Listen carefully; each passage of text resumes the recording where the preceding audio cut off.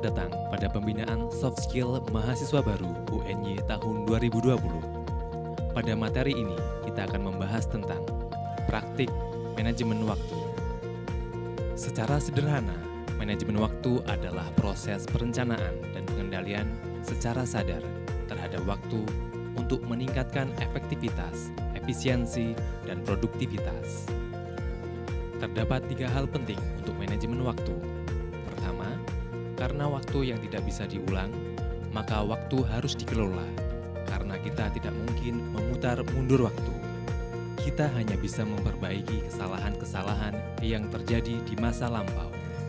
Kedua, setiap detik, menit, dan jam dari waktu itu merupakan peluang yang harus dimanfaatkan dengan sebaik mungkin untuk menunjang kualitas hidup kita.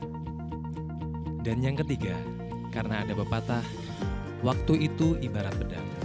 Maksudnya adalah jika kita biarkan atau terlena dengan banyaknya waktu yang terbuang sia-sia, maka bukan tidak mungkin waktu tersebutlah yang akan menebas kita layaknya pedang. Lalu, bagaimana caranya memanage waktu? Berikut ini adalah beberapa tipsnya. Pertama, membuat daftar kegiatan yang harus dilakukan. Kedua, membuat skala prioritas dari daftar kegiatan tadi. Sebaiknya membuat prioritas menggunakan pertimbangan. Misalnya, tujuan utama kuliah, resiko, biaya, dan waktu kegiatan. Ketiga, adalah melakukan penjadwalan, yaitu aktivitas merencanakan untuk menentukan kapan dan di mana setiap kegiatan harus dilakukan. Keempat, melakukan delegasi. Apabila kegiatan atau pekerjaan itu terlampau padat namun dianggap semuanya penting, maka solusinya adalah berbagi tugas dengan tim. Kelima, mampu mengatasi masalah yang dapat menghambat kelancaran kegiatan yang telah direncanakan. Dan terakhir, kita wajib memanfaatkan waktu untuk terus meningkatkan dan mengembangkan potensi diri. Jangan biarkan waktu kita terbuang sia-sia. Kita perlu efektif dan efisien dalam mengatur waktu.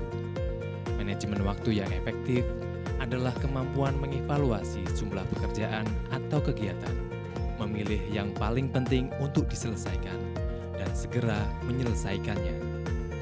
Sedangkan manajemen waktu yang efisien adalah menemukan cara terbaik dan tercepat untuk menyelesaikan suatu pekerjaan.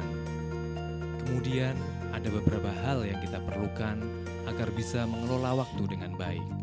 Pertama, komitmen harus kuat, karena tergantung dengan pribadi saudara masing-masing. Kedua, dibutuhkan motivasi diri yang tinggi agar senantiasa berkomitmen dan konsisten disiplin dalam mengatur waktu. Karena semua yang kita pelajari tidak akan berguna jika tidak dipraktikkan, maka segera lakukan. Sekarang, coba buatlah rencana kegiatan saudara untuk 1 minggu ke depan. Demikian materi praktik manajemen waktu. Semoga bermanfaat dan terima kasih.